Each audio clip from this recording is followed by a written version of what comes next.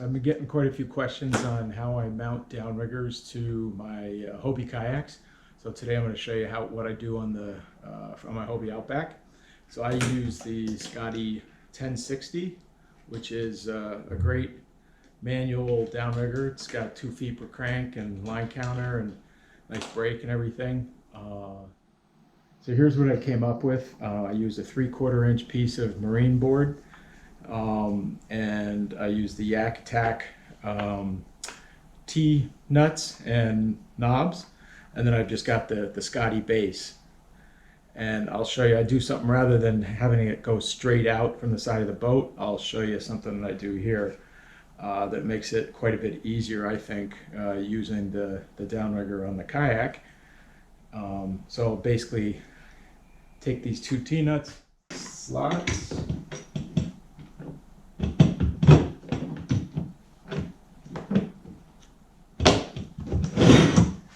back and in, and I only use 3 of the T-nuts. You'll see why in a minute. And then I just move it a little bit past the wide area so that they don't pop out. And I tighten them down.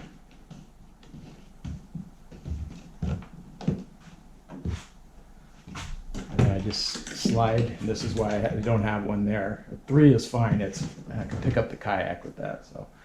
But I just slide the downrigger on and lock it in, and then you can see over here that I've got the ball hangs right next to the seat right here. So when I lean over, well, I don't have to lean over to grab it. I could just stick my arm out, grab it, and put a ball on. This is the 8-pound ball I've been using for salmon. So it'll be hanging down here. So when I need to grab my ball, I can just reach over from the seat, pull it up, just drop it in there. Works really well. Then I've got easy access to my clip. And then when I'm going to drop it back down in, just toss the clip overboard, drop the ball down, and I'm ready to go. Alternatively, the cup holder over here makes a great fit for this ball. You can just drop it in there. See, it fits perfect. Clip there, so that works really well. So you notice I don't actually use the rod holders that actually comes with the Scotty. I use separate rod holders. Especially when it's angled back this way, it makes a lot of sense because you want rod pulled out of the holder there.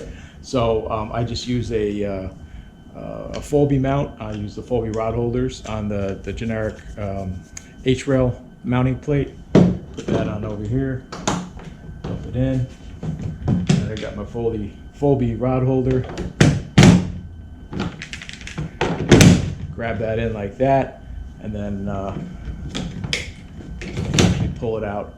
When I'm running with the salmon, I just keep it locked in like that, just for a little bit of extra insurance, but then I can just go ahead and pull it and grab my rod out, and it works really well.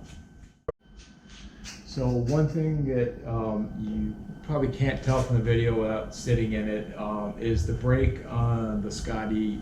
When it's in the brake, the stop position does stick out a little bit here. So I think if I was making this again, what I would do, I've got a pretty well centered over the T-slot areas here for the downrigger. I think what I might do is maybe push it out an inch or two. An inch probably be fine.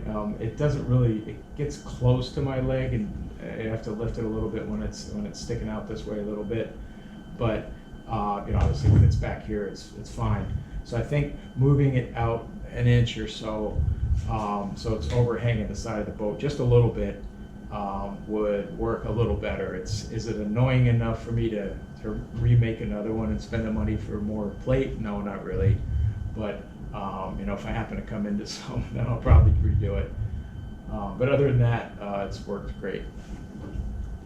I'll put a list of the various parts that I use for this. I did, this marine board here actually does route quite well. And so, you know, you can get it looking pretty nice.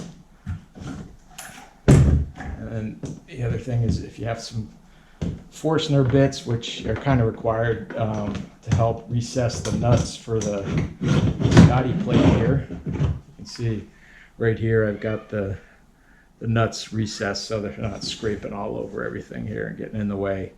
But yeah, pretty simple. It works really well. Caught a nice king salmon the other day, and yeah, it worked like a champ.